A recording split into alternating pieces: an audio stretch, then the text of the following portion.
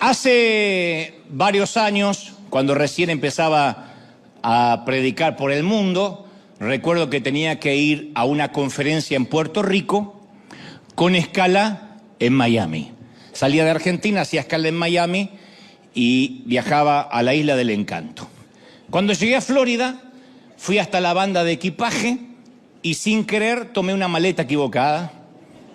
Se le parecía mucho a la mía. El mismo tamaño, el mismo color, la misma textura, la misma marca.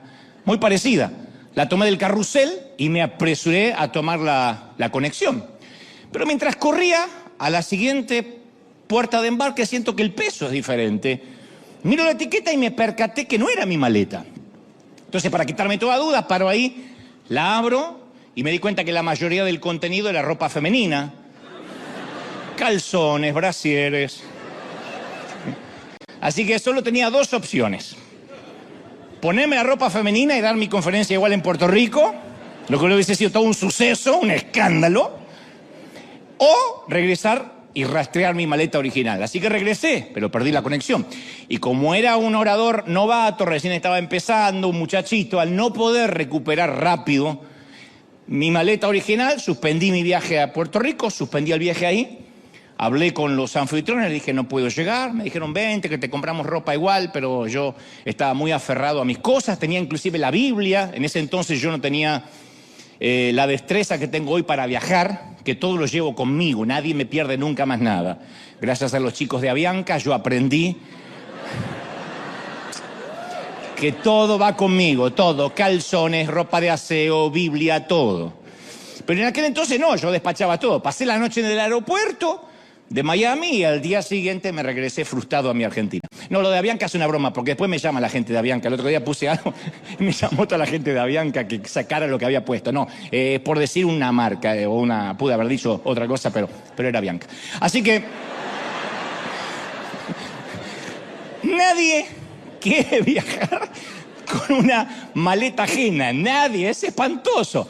Y entonces yo me preguntaba, al recordar este incidente, ¿y por qué no sucede esto en la vida? Porque hay un montón de gente, que vamos por la vida a la fuerza, a veces con prendas que no son nuestras y que ni siquiera son nuestra talla. Eso es algo que suelen hacer muy seguido nuestros padres, lo hacían. Tu abuelo era pastor, yo soy pastor y tú algún día, hijo, vas a heredar esta iglesia porque eres tercera generación de predicadores. Y a lo mejor el muchacho no quiere saber nada con ser un predicador. No tiene problemas con ser cristiano, pero no quiere dedicarse a lo del papá y lo del abuelo. Los líderes de la iglesia también nos asignan valijas ajenas desde el púlpito, nos dicen, Dios está buscando misioneros en Uganda, acepta el llamado, ve al África, porque el Creador le va a gustar que tú aceptes el reto. Y no todos tienen el llamado a ser misioneros. Algunos envían recursos. Recién veíamos imágenes donde no todos podemos ir a Venezuela, pero podemos enviar semillas de nuestro tiempo para que otros puedan hacer la tarea. Y esto no es mala disposición, es que no todos tienen el mismo llamado. Los padres, las madres enfrentamos esa gran decisión, porque vamos a hacer, cuando tenemos un bebé, lo miramos y decimos, ¿vamos a hacer a nuestros hijos a nuestra imagen o les vamos a dejar asumir las identidades que Dios les dio? ¿Los vamos a hacer a nosotros o vamos a verlos como individuos?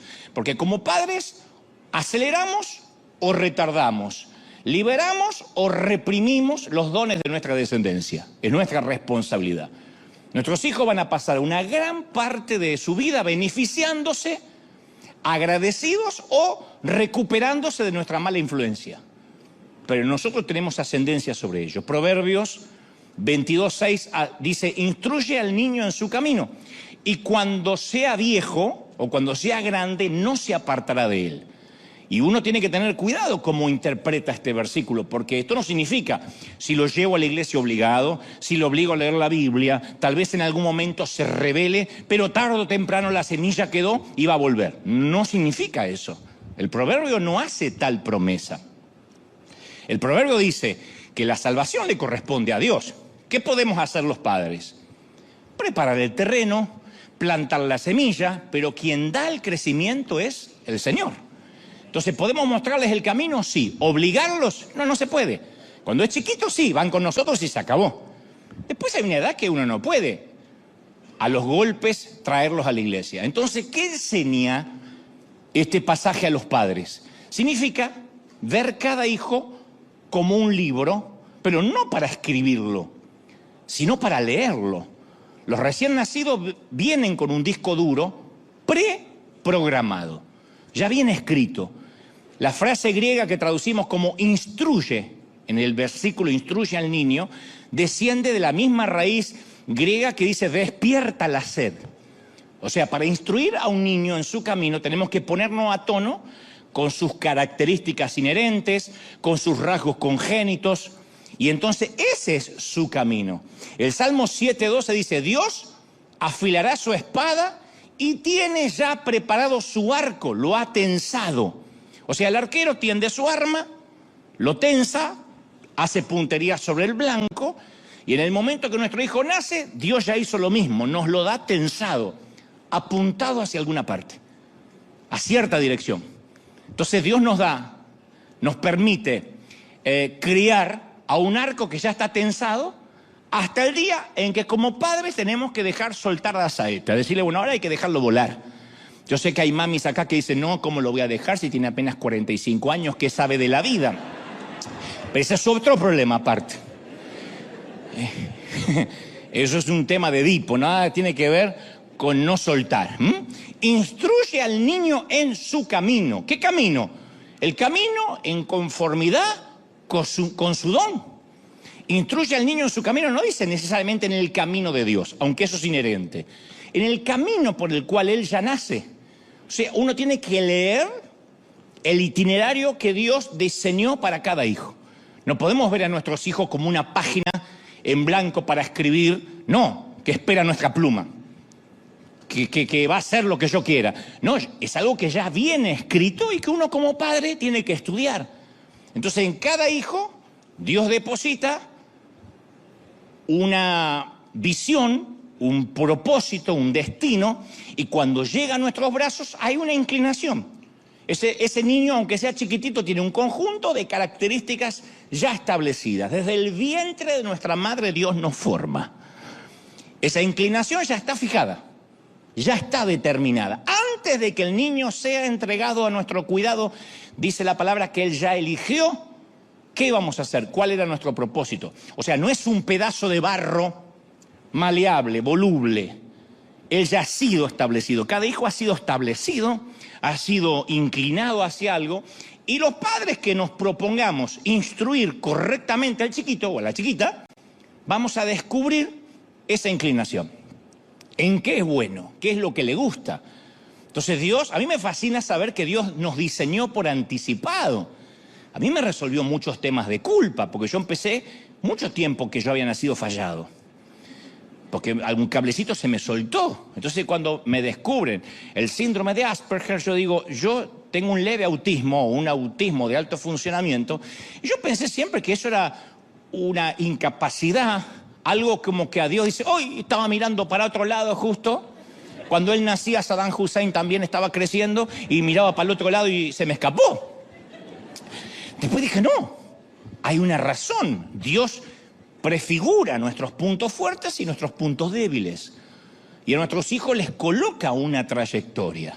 Y no son una extensión nuestra. ¿Cómo nos cuesta a los padres no ver a nuestros hijos como una extensión? Son nuestros, son míos. Técnicamente son nuestros hijos, pero están prestados. Quien ya ha visto partir a sus hijos de la casa saben que fueron prestados. No son para siempre. No son nuestra propiedad, ni siquiera para poder psicopatearlos, ni tampoco manejarlos por teléfono. No vas a venir a ver a tu madre, que no sé cuánto tiempo voy a estar viva. No es para eso. No es para psicopatearlos, no es para manipularlos. Son individuos que van a volar su propio vuelo. Tampoco nacieron para lograr lo que nosotros no pudimos.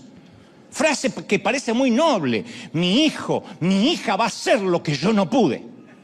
Yo no pude estudiar y ella va a estudiar. No es una extensión. Dios te da otro trozo de vida para hacer lo que no pudiste. Claro que uno quiere lo mejor.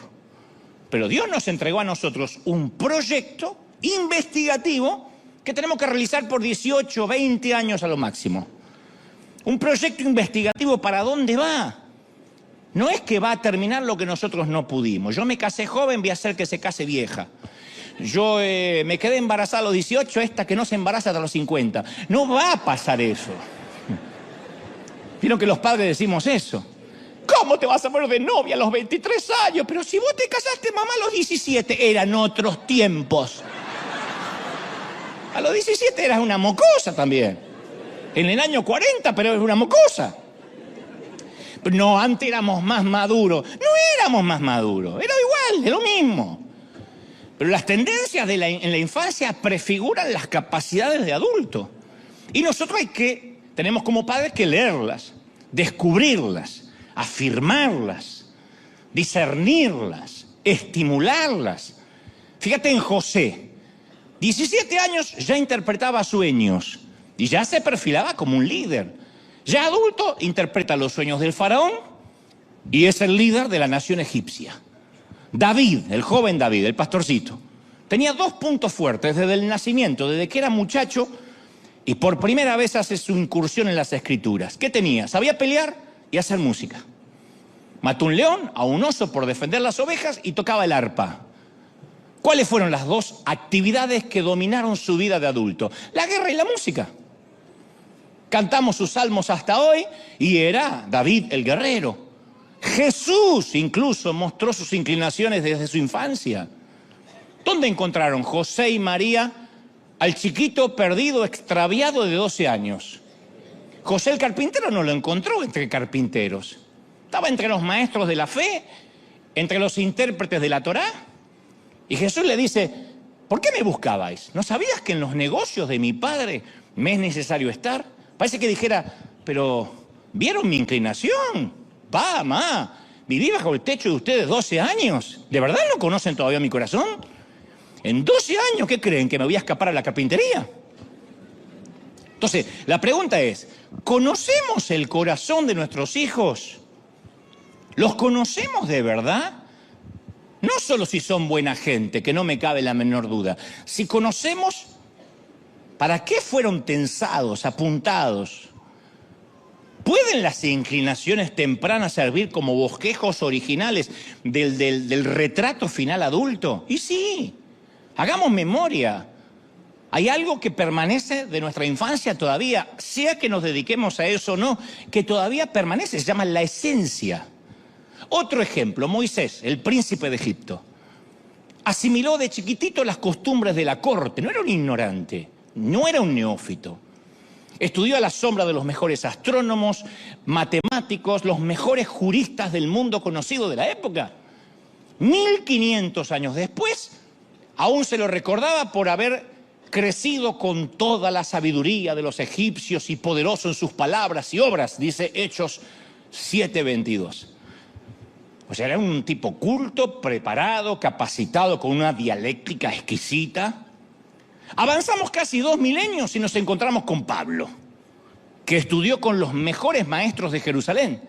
Se alineó con los fariseos y defendió la ley con celo. En su momento dice Pablo, ¿celo yo? Sí. En cuanto a celo, fíjense si seré celoso, que era perseguidor de la iglesia, dice en Filipenses 3:6. Mirá qué celoso que era. Pedro era capaz de tolerar la hipocresía de la iglesia. Pedro era diferente. Pero Pablo era de mecha corta. Pablo estallaba. Con Pablo estabas adentro o afuera, era frío o caliente.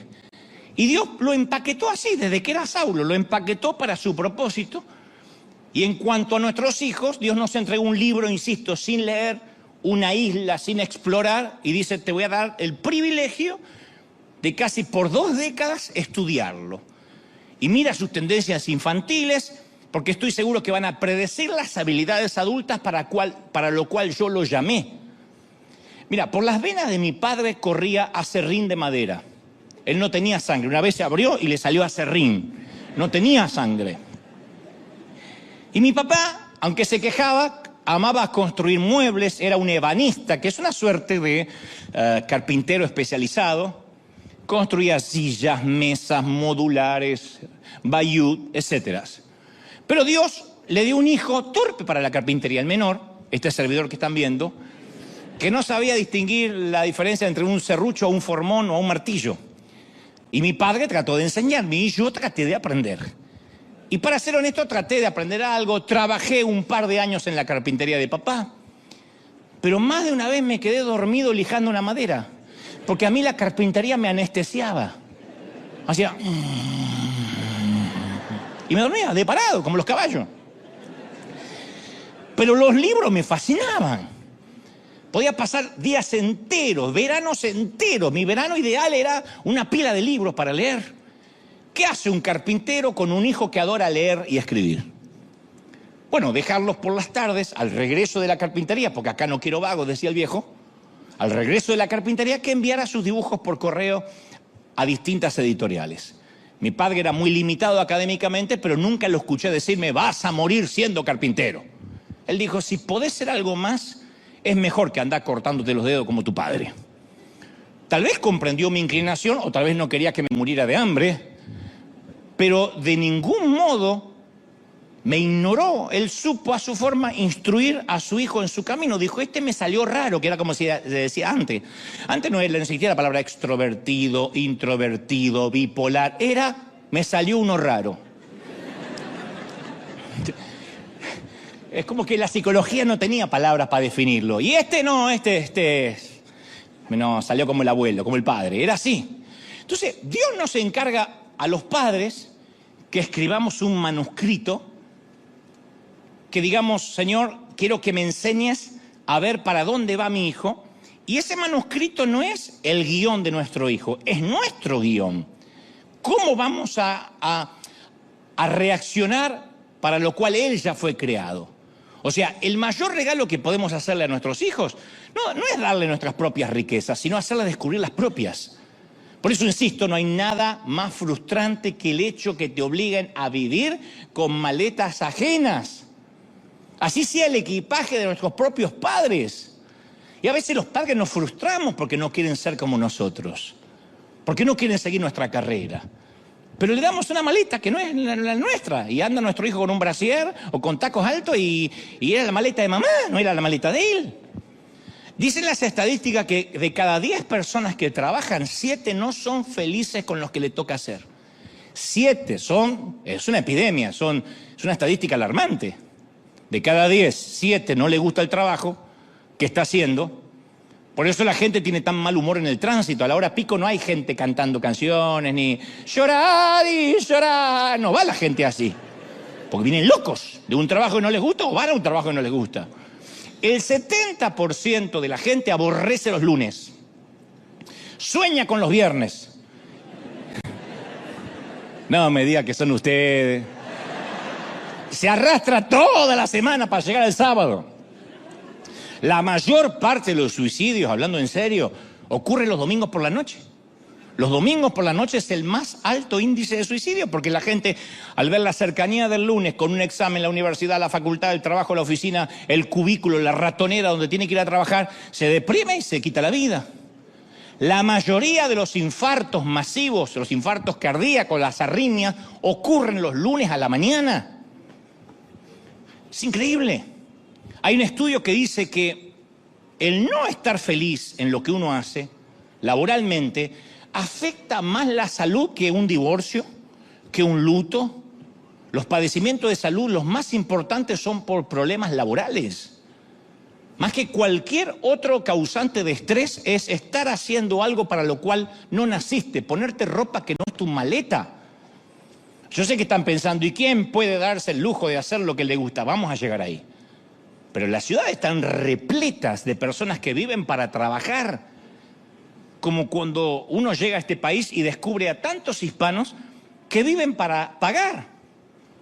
Ya ni siquiera viven para ganar, viven para pagar.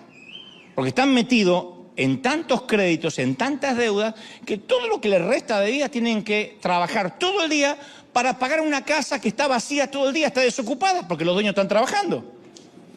Uno va a barrios importantes en Florida, que cuando va descendiendo el avión ve que todos tienen piscinas.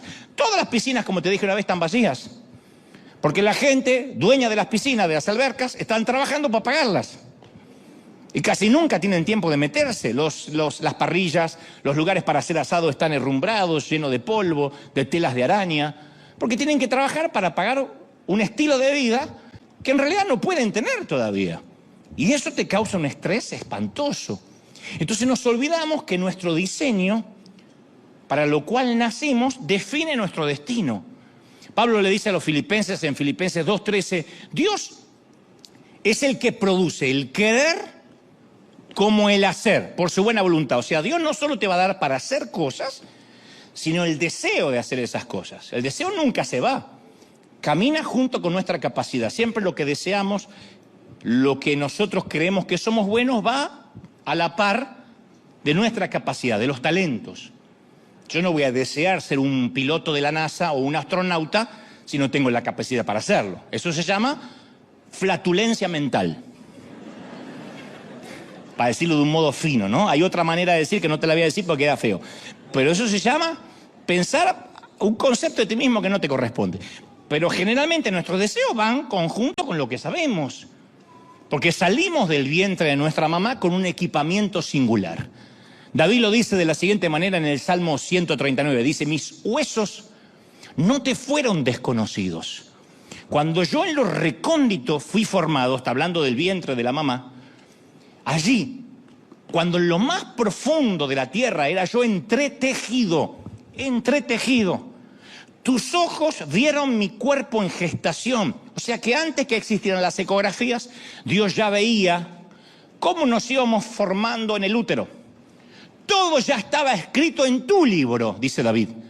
Todos mis días se estaban diseñando, aunque no existía ni uno solo de ellos, dice el salmista. Entonces Dios, ¿qué hace?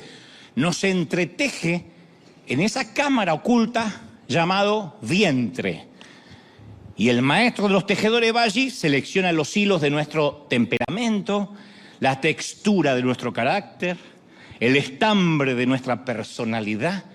Todo antes de que naciéramos. Nadie dice, bueno, es que yo soy así por falta de ácido fólico de mi mamá. No, ya estaba diseñado. No es que me caí de la cuna, no. Todo tiene un propósito. Aunque algunos parecen, pero no, pero tiene un propósito. Entonces, Dios no nos pone en el mundo indefensos, con las manos vacías, a ver qué pasa con tu vida. Llegamos completamente equipados. A mí me vuela la cabeza eso.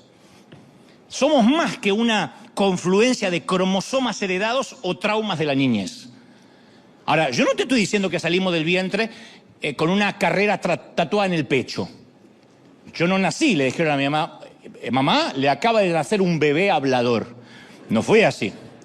Pero nuestro nacimiento fue acompañado, no con una hoja impresa con nuestras habilidades, pero fue acompañado con habilidades innatas, que a medida que íbamos creciendo, si nuestros padres no se daban cuenta, nosotros nos dábamos cuenta de ciertas habilidades, de ciertas inclinaciones.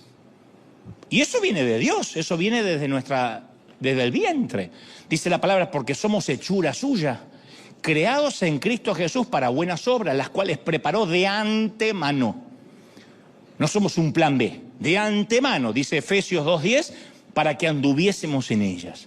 Entonces cada bebé, insisto, es una idea totalmente nueva en la mente de Dios con un propósito. Nadie puede duplicar nuestra vida, nunca vamos a ser otro, jamás. Una semilla de higo puede crecer, convertirse en higuera, pero nunca jamás se va a transformar en un rosal, jamás. Puede llegar a ser una higuera sana, una higuera atrofiada, pero nunca un pino, nunca un roble, nunca un nogal.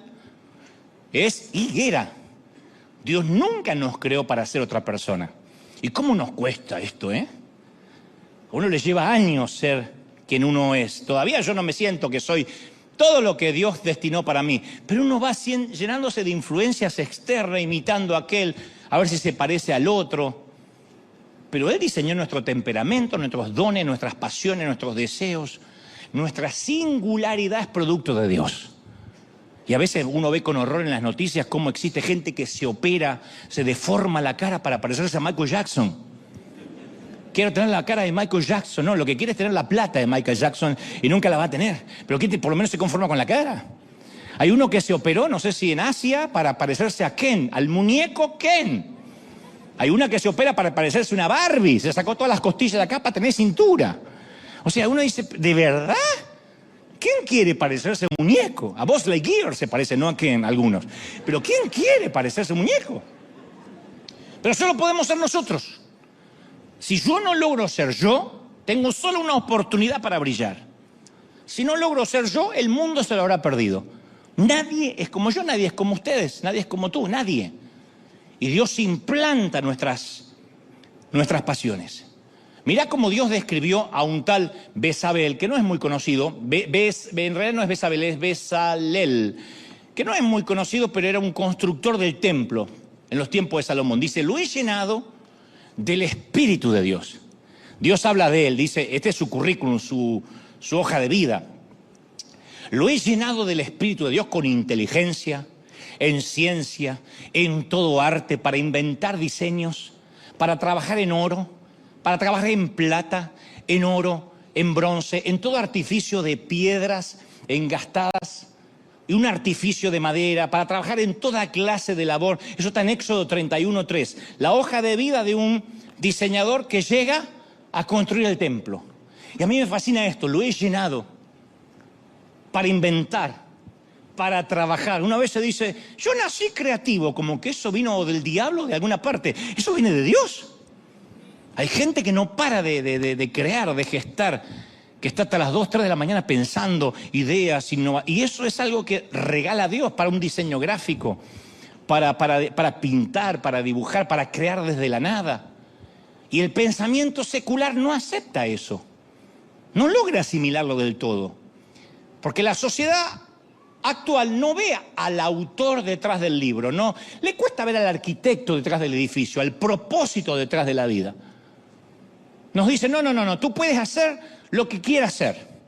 Tú vas a lograr ser lo que quieras ser. Y a veces lo que queremos ser no coincide con aquello para lo cual fuimos programados. ¿Por qué? Porque lo que queremos ser es producto de toda una invasión de los medios de comunicación que nos dicen que tenemos que ser. Y deformamos el lenguaje, deformamos las maneras de vestir, deformamos nuestro comportamiento porque todo el mundo lo hace. Pero eso es como decir, coman estiércol porque 1 millón de moscas no pueden estar equivocadas. Dante habla hoy. No podemos hacer lo que la mayoría, porque todo el mundo lo está haciendo. Ni siquiera en la escuela tratan de desempacar nuestra propia maleta. Hagan memoria. ¿Quién iba a la escuela a nuestro tiempo y la maestra decía, a ver, ¿qué habilidad traerá de nacimiento? No, llegamos y nos asignan una maleta distinta. Yo ayer veía una conferencia de Ken Robinson, que ahora falleció hace poco, pero la reina Isabel lo nombró Sir. Es un británico nacido en Liverpool y es un asesor internacional sobre educación que fue considerado durante su vida un experto en asuntos relacionados con la creatividad. Y él decía cosas que yo sabía de chico, pero no sabía articularlas en palabras. Él decía que la creatividad tenía que ser tan importante en la educación como la alfabetización. Que en las escuelas se desprecia la creatividad y se premia al que es bueno en matemáticas, en historia, en lengua. Como una vez te conté, yo llegué a la escuela y la maestra, segundo, tercer día de colegio en primer grado, nos pidió dibujen una casa, dibujen su propia casa. Yo hice mi casa, que era como una caja de zapato, cuadrada, espantosa, fea. ¿Qué dijo la maestra? No, Goebel, esa no es una casa. Y dibujó en el pizarrón una casa con un techo a 2 aguas, una casa alpina así, como en Suiza, una chimenea, un caminito, 2 árboles y un perro. Ahí me enteré que yo no tenía casa.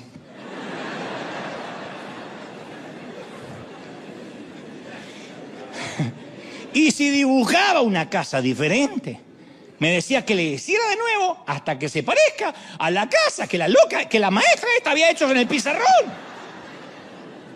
Pero eso hace el sistema educativo. Hace que los chicos sean menos inteligentes porque no utilizan la imaginación. No se los deja ser creativos. Y cuando egresan, cuando salen, son mucho menos creativos que cuando ingresaron, mucho menos. Por eso Albert Einstein decía, yo tuve muchos periodos de creatividad, nada más que se interrumpieron cuando fui al colegio. Después llega el ámbito profesional. Uno crece y ¿qué piden las empresas? Queremos gente creativa, innovadora, emprendedora. Queremos gente que piense, originales, que busquen soluciones propias. Y van todos los alumnos de las buenas notas que no saben hacerlo porque no saben pensar. Le enseñaron hasta cómo dibujar una casa. Porque en la escuela, que era donde eran buenos, le daban la solución a seguir. Y a priori, lo que primaba era hacer las cosas como las decía el maestro, sin pensar diferente. Es más, acuérdense, ¿cómo se veía el error en el colegio? Estigmatizar el error se estigmatizaba. Un 0, un 1. En mi tiempo se calificaba del 1 al 10 y me ponían 0. Y ahora doble 0, ya tiene la bicicleta, me ponían 2 ceros. Mata la creatividad de los chicos porque uno dice, no me puedo equivocar. Entonces, para crear, para innovar, lo primero que hay que perder es el miedo a equivocarse. Y los niños dejan de probar, dejan de experimentar porque dice, cuando pienso diferente me ponen un 0. Y entonces el sistema de educación actual establece que los errores son negativos y se va aniquilando la creatividad de cada niño, la creatividad que Dios le dio a cada niño en el vientre de la madre. Entonces no se educa la capacidad de crear, no se educa la capacidad de imaginar. Hasta en la universidad te dicen, lea este libro y haga un resumen. O sea, el sistema educativo se diseñó para la revolución industrial, allá por el siglo XIX. Porque al fin de cuentas uno estudiaba para salir a trabajar, ¿se acuerdan? No se diseñó el sistema educativo para ver con qué don nació este tipo, con qué don nació esta chica, para ver si lo podemos explorar. No era sacar afuera lo que había, era acumular adentro. No se buscaba hacer feliz a un niño, era estudiar para que salga a trabajar y se gane la vida. Todos los sistemas educativos actuales datan del siglo XIX. Que había que salir a conseguir un empleo en la fábrica. Y cuando un niño contesta algo distinto a lo esperado, los maestros lo corrigen y van cercenando, cincelando su capacidad de crear. El chico no quiere ser innovador, no se atreve a nada. Por eso hace unos años se llegó a la conclusión que la habilidad académica no siempre es sinónimo de inteligencia. Alguien tendría que decir amén. Ah, pensé que era burro hasta hoy. No. Uno dice, yo tenía malas notas en el colegio. Eso no significa que eras menos inteligente. Mirá el suspiro de alivio que hay. Cientos de grandes genios reprobaron en la escuela. Los chicos no escuchen esto. Albert Einstein, Isaac Newton, Winston Churchill, Thomas Edison, Charles Darwin, Alexander Graham Bell, Louis Pasteur, Picasso, Unamuno, Bill Gates, Steve Jobs. Todos reprobaron. Le dijeron, sos un burro. Y gracias a esos burros tenemos celular, luz eléctrica, vacunas. Pero nos acostumbramos a creer, que un niño que no le va bien en el colegio necesariamente no es inteligente. A lo mejor es creativo. De hecho, yo no estoy haciendo una apología, porque ahora se me va a armar un lío. No estoy haciendo una apología a no estudiar, pero técnicamente yo solo aprobé la escuela primaria. Después vino el doctorado de honoris causa de grande, que significa por causa del honor, que me dio una universidad en otorgamiento al mérito, pero técnicamente yo solo terminé la primaria. Y el problema de las escuelas es que no se valora la inteligencia, sino la capacidad de desarrollarse en algunas asignaturas. Entonces el sistema, insisto, actual aleja a muchas personas de las habilidades naturales que Dios le dio. Y para eso uno tiene que quitarse las ideas preconcebidas, como el hecho de que todo el mundo tiene que ir a la universidad. Si no va a la universidad, entonces estás condenado. No, el que va a la universidad porque tiene que gustarle ir a la universidad. ¿Por qué meter en la universidad a alguien que dice yo no quiero ir a la universidad? Se va a armar una rebelión, pero ya están acá, no se pueden mover. No es necesario rendir materias, rendir el examen. Ya pasé el examen. ¿Cuánta gente pasaron todos los exámenes y actualmente se están muriendo de hambre? Yo me encontré con chicos que estudiaban conmigo que eran los mejores en matemática. Están buscando trabajo. Manejan un taxi, con el mayor respeto que me merece ese oficio, pero digo, no se prepararon para eso. Entonces, ese es un reto en el ámbito educativo, cambiar el concepto de inteligencia. Porque la inteligencia que Dios nos regaló es dinámica, es diversa y es única. Pero todo tiene que ser pasado por el filtro, el tamiz de la pasión. ¿Qué es lo que nos apasiona? ¿Qué circuito puso Dios que nos apasiona? Y después uno llega a la iglesia y uno dice, sí, en el colegio me trataron como un burro. Llega a la iglesia, ¡peor! Pensar es un crimen. Es como que nos dicen, ahora deje los pecados y el cerebro flotando en las aguas del bautismo. Y queda el cerebro ahí. Y después vienen los ujieres, juntan los cerebros en una bolsa y lo tiran. Porque a partir de ahí nos hacen repetir como loro. Para parecer un ungido hay que gritar desaforadamente desquiciado. Y ese es el gran síndrome y el flagelo de las iglesias. Que por años nos predicaron que todo éramos aves. Que todo íbamos a volar. Y habíamos algunos que éramos unas ranas. Que por más que agitemos las patas toda la vida, no vamos a volar. ¿Y sabe lo que pasa? Que uno cree que tendría que volar. Y ahí uno se siente con culpa, pecador. ¿Sabe cuánta gente en la iglesia dice, yo voy a la iglesia y nunca me agarró la chiripiorca ni el temblequeo? Y entonces un día empieza a imitar así solidariamente para ver si le sale. Porque se siente mal. Porque uno dice, a lo mejor tengo que volar. Y cuando uno se atreve a ser diferente, viene el insulto, apóstata. Nos ven sin leer la Biblia o vestidos diferentes y ya todo ese clonamiento de ovejas o de apóstoles o de pastores nos miran y nos dicen, a mí en mi caso, artista, showman, me dicen a mí. Showman, no es showman, es showman. Showman. Pero ¿notaste a la mayoría de los oradores? Que todos se parecen, todos hablan igual, todos gritan igual, todos oran igual. Y la mayoría de los creyentes también se parecen. Son la copia al carbón de otro. Renuncian a la exclusividad para integrarse al grupo. Sacrifican la singularidad en el altar de la superficialidad. No hay nada más agotador que fingir. Yo crecí en una tradición evangélica donde la vida intelectual se miraba con un espíritu de sospecha. Cualquier autor o enseñanza fuera de la Biblia era humanismo satánico, necesariamente. Y si no sabían qué era, por las dudas decían, eso debe ser nueva era. Que nunca entendían qué cuerno era nueva era, pero lo raro, nueva era. No, porque yo leí de un psicólogo nueva era. Que era como un insulto, no entiendo lo que es, pero por las dudas nueva era. Yo hace poco veía a un consiervo decir, Dante predica con palabras de humana sabiduría. Como si las de él fueran de Neptuno, de Plutón. Yo me acuerdo. ¿De dónde cree que saqué las palabras? De humana sabiduría. Oh. Yo me acuerdo que cuando era chico, no me olvido más, nos visita un predicador intelectual, que eso no abundaba. Porque los predicadores que venían siempre más o menos eran hermanos humildes, sencillitos. El más académico preparado se tragaba la menos S posible, pero el resto hablaba mal, porque eran hermanos humildes, así los valoramos. Cuanto peor hablaba, cuanto menos preparado, no sé por qué estoy diciendo esto, más ungido era. Y un día vino alguien y mencionó al pasar a Sigmund Freud en su mensaje. Dijo como dijo Sigmund Freud. Y apenas terminó, el pastor lo agarró y le dijo, ¿por qué menciona gente mundana en el púlpito? No le alcanza con los héroes de la Biblia. Y él dice, yo solo hice una mención de una de las mentes más dominantes del siglo XX, un brillante neurólogo que ganó el premio Goethe por su influencia sobre la lengua alemana, forjador de la mente moderna, y usted me dice que yo tengo que ignorarlo solo porque usted no puede saber ni mencionar un solo título de los libros que él escribió. Yo lo tengo que ignorar. Dijo, perdón, dijo, esa magnífica frase me encantó, dijo, perdón por estar más capacitado intelectualmente que usted, perdón.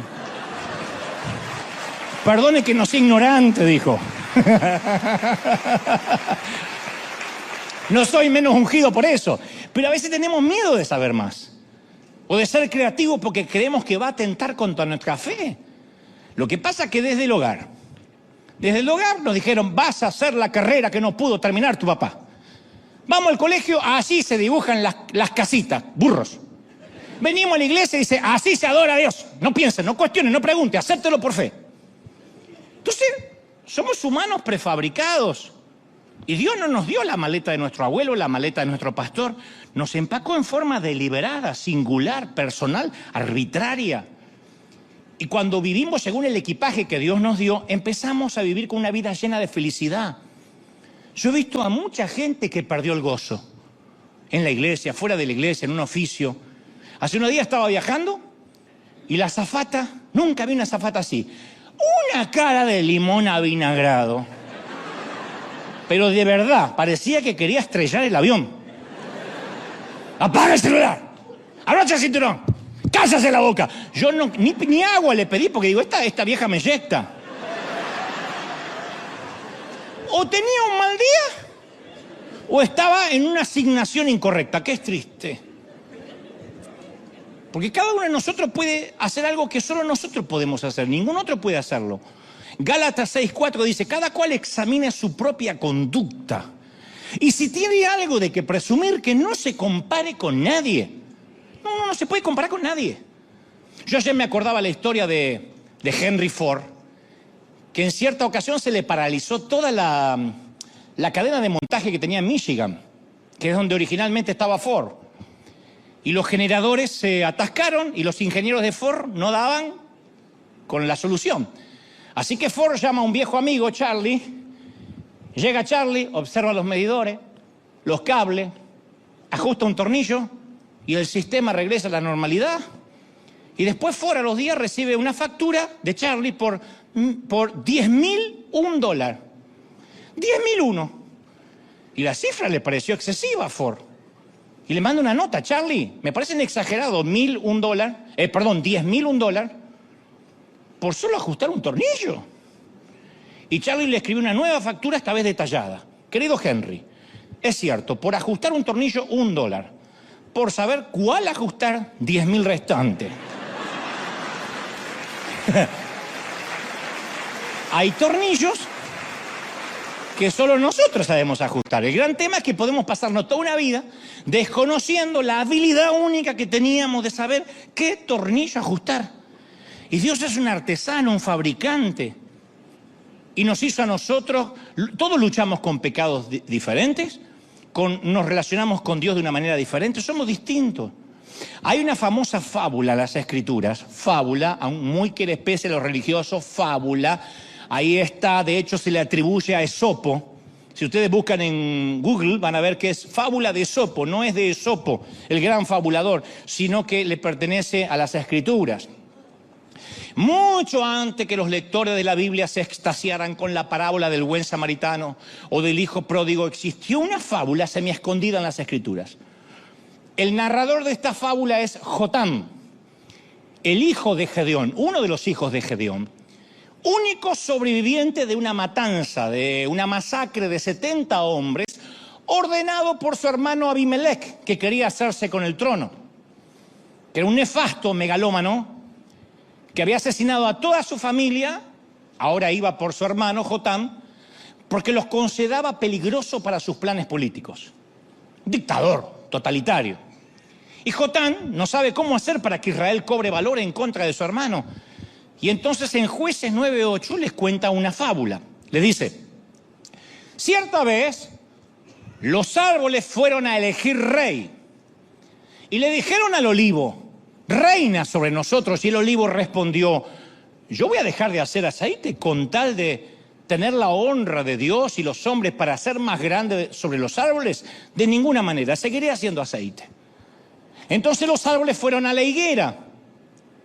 Anda, reina sobre nosotros. Y la higuera respondió, voy a dejar mi buen fruto dulce al paladar para hacerme grande entre los árboles. No, bajo ningún punto de vista. Y luego entonces los árboles fueron a la vid y le dijeron, reina sobre nosotros. Y la vid respondió, ¿he de dejar de hacer mi mosto? ¿He de dejar de hacer vino que alegra a los hombres para ser grande sobre los árboles? Y entonces, como se le acabaron las opciones a los árboles, fueron a buscar la zarza, chiquitita, espinosa, fea. Anda, reina sobre nosotros. Y la zarza dice, sí.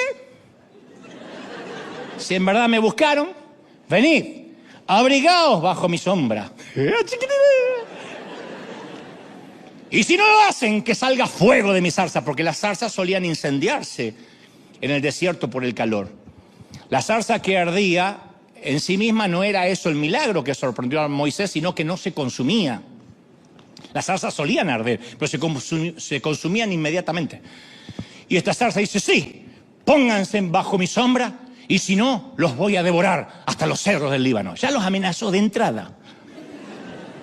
Los árboles hicieron al olivo, la higuera y a la vid una invitación al trono. Reina sobre nosotros. Uno por uno rehusaron la oferta. El olivo quería seguir dando aceite. La higuera quería seguir dando higos. La vid quería seguir dando uvas. Todos se negaron a pagar el precio de la promoción, de hacer algo para lo cual no habían nacido para hacer. Todas las plantas estaban orgullosas de sus misiones originales. ¿Por qué abandonar la fructificación? Al final, ¿quién aceptó la oferta? La zarza. Justo la planta que nunca en la vida dio un solo fruto. Nunca. Lo único que podía dar la pobre zarza era lastimar a quien se pusiese bajo su sombra y amenazar a quienes lo hicieran. De esta manera, Jotán estaba representando al hermano, diciendo, mi hermano es una zarza, es un imbécil. Lo que está queriendo es que todos nos petamos debajo de él y mi hermano no existe. Me recuerda a muchos gobiernos, empresas, incluso iglesias, que el menos capaz, el más inútil, es jefe. Como aquel pastor que decía, este hijo me salió arquitecto, y este me salió ingeniero, y aquel, no, aquel es un inútil, seguro va a predicar y ocupar mi lugar. O sea, la ambición de querer una corona que no es nuestra puede hacernos perder lo único que teníamos de bueno al nacer. No todo maestro tiene que llegar a ser director de escuela. No todo músico puede dirigir una orquesta. Yo recuerdo algunos que tuve a mi alrededor alguna vez en la vida que me dijeron, yo fui llamado a ser pastor.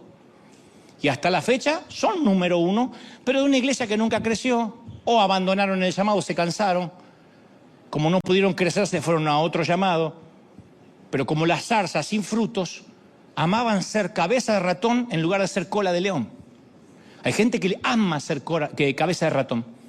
No importa, tenga 4 miembros, le dicen apóstol. ¡Ah! Dígame apóstol, chaparrón, dime apóstol, apóstol. El delirio de ser algo que no somos hace que perdamos el propósito. No porque los árboles nos ofrezcan el trono tenemos que aceptarlo, ni porque un rey nos ofrezca una armadura nos la tenemos que poner. Cuando David se ofrece como voluntario, Saúl intentó darle su armadura de soldado. Claro, si lo vio indefenso al pobre David, Goliat armado hasta los dientes, hizo lo que cualquier rey de la edad de hierro hubiese hecho. David rechazó la armadura, escogió las piedras, fue hasta el gigante y nos enseñó una lección. Lo que sirve a otros no nos sirve a nosotros. David con una onda era un enemigo mortal, con la armadura era una mala copia de Saúl. Él decidió que no era Saúl, él era David, para bien o para mal. Lo que iba a ayudar a Saúl lo iba a estorbar a David. ¿Cuántas veces cargamos armas ajenas, maletas ajenas que nos dio el pastor, el apóstol, mi padre, mi maestro? Escuchamos que alguien ora 2 horas antes de predicar y queremos orar igual. Y no, Dios trata de otra manera. Y nos sentimos culpables porque no somos como Él. Nos frustramos porque no nos funciona lo que le funciona al otro. Es que estamos tratando de caminar con la armadura de Saúl. No hay un plan genérico de Dios, porque eso nos frustra, no hay un solo plan para todos. Lo que hace crecer una orquídea seca un cactus. En el reino no funcionan las tallas universal. Dios trata a diferentes personas de manera distinta. Imagina un padre que diga, todos mis hijos los voy a tratar exactamente igual. Los va a amar igual, pero tratar igual no te creo. No todos reaccionan por las mismas recompensas. Son impactados por el mismo castigo. ¿No tienes hijos que no le importa un cuerno el castigo y otro que sufre por el mismo castigo? ¿No tienes hijos que le dice, te quito el iPad? Y otro dice, ¡no! Son individuos diferentes. Mismos padres, o eso le hiciste creer a tu marido, pero mismos padres, mismos genes, misma familia. Una constitución interna diferente. Nuestra singularidad individual Es lo que nos permite relacionarnos con Dios de manera diferente a cómo se relaciona en otros. Yo no soy David Cho, Benny Hinn, Billy Graham, Kathryn Kuhlman. Yo soy Dante Gebel. Yo me relaciono de otra manera. Cada uno es cada quien con el propósito que nació. ¿Estamos claros, sí o no? Pero tenemos la tendencia de la talla única. Como si el médico receta la misma medicina para todo. Que hay una sola receta para crecer, hay una sola receta para que Dios te bendiga. No, hay una enorme diferencia, somos diferentes.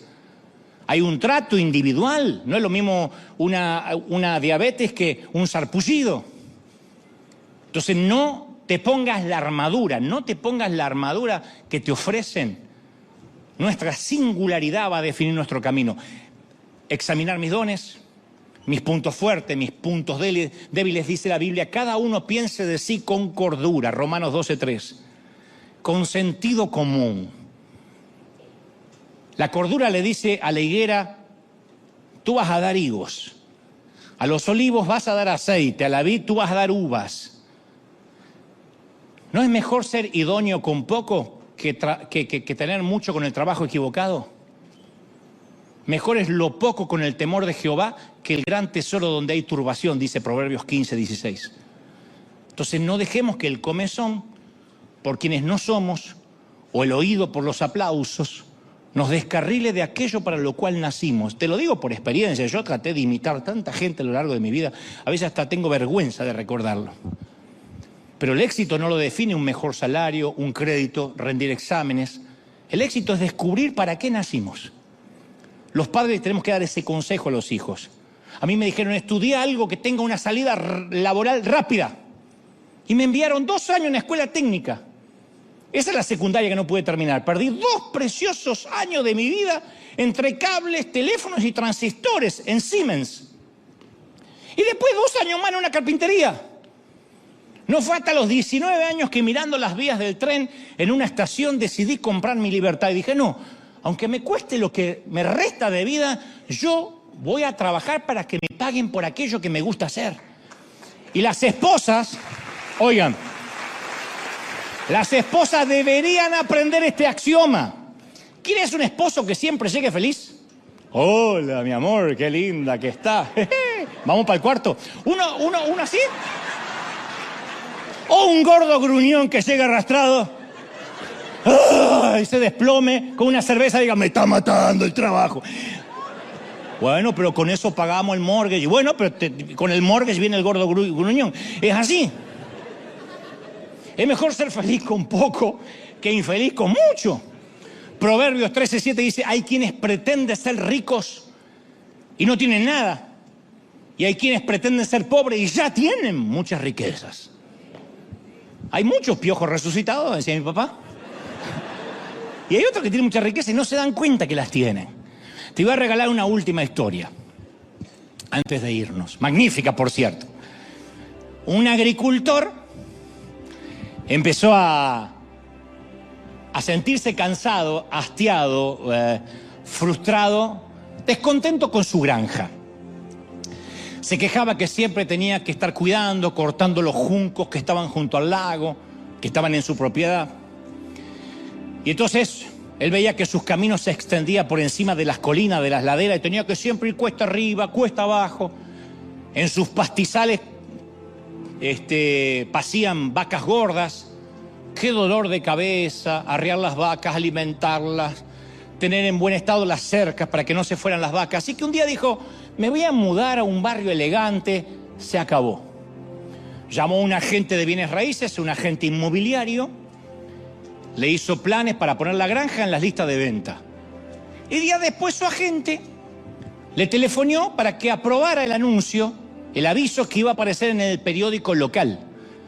Y se lo leyó al granjero. Dice, a ver qué le parece.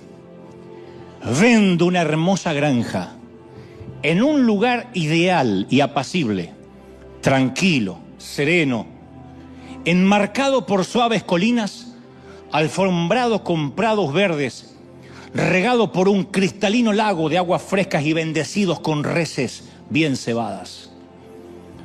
Y el hombre otro lado dice, ¿me lo lee de nuevo? Y después de escucharlo por segunda vez se cambió de opinión. No voy a vender. Toda mi vida busqué un lugar así. Toda mi vida.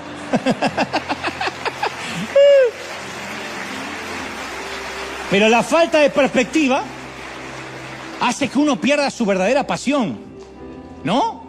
Y a propósito de la pasión, hay una película argentina ganadora de los Oscar que alguna vez me tocó entrevistar en CNN a su director, que se llama Campanella, y José Luis Campanella, se llama El secreto de sus ojos, que ganó el Oscar a la mejor película extranjera, obviamente, es argentina. Y en el filme hay dos agentes judiciales que tratan de localizar al principal sospechoso de un crimen, el cual se encuentra con paradero desconocido. Y ambos protagonistas llegan a la conclusión que el sospechoso es un hincha, un seguidor, un fanático acérrimo de un club de fútbol. Así que con toda seguridad, si van al partido que se disputa esta noche, donde juega su equipo, es posible que lo encuentren esta noche. Y uno de ellos, de los personajes que interpreta Guillermo Francella, dice: ¿te das cuenta, Benjamín? El tipo puede cambiar de todo para esconderse. De cara, de casa, de familia, de novia, de religión. Pero hay una cosa que no puede cambiar. No puede cambiar la pasión. Porque la pasión es incontrolable. Va más allá de las apariencias, de las costumbres, de los hábitos. La pasión sale de nuestras entrañas. No se pueden esconder porque tarde o temprano salen a la luz. Brotan. Y como el granjero del aviso, hay una pasión bajo nuestras narices, justo ahí, que no estamos viendo, no estamos valorando, no estamos buscando. Dios implementó esas pasiones, Dios implementó esa clase de frutos. Si somos olivos, produzcamos aceite. Si somos higueras, produzcamos higos. Si somos vid, generemos uvas. Yo no quiero ser como otros predicadores. Yo iba a congresos y me frustraba porque no era como ellos. Y yo dije, a lo mejor yo estoy queriendo dar higos y soy una vid. O lo que es peor, quiero ser una zarza. O el rey del bosque. Entonces la ambición de querer tener una corona que no es nuestra puede hacer perdernos lo único que teníamos de bueno. No porque los árboles nos ofrezcan el trono tenemos que aceptarlo. No seamos torpes como la zarza y no aceptemos ser los reyes del bosque solo porque nadie más quiere serlo. Somos únicos en Él y para Él por siempre. Vamos a celebrar al Rey de Reyes. Si sientes que Dios habló, dale un aplauso al Rey de Reyes grande.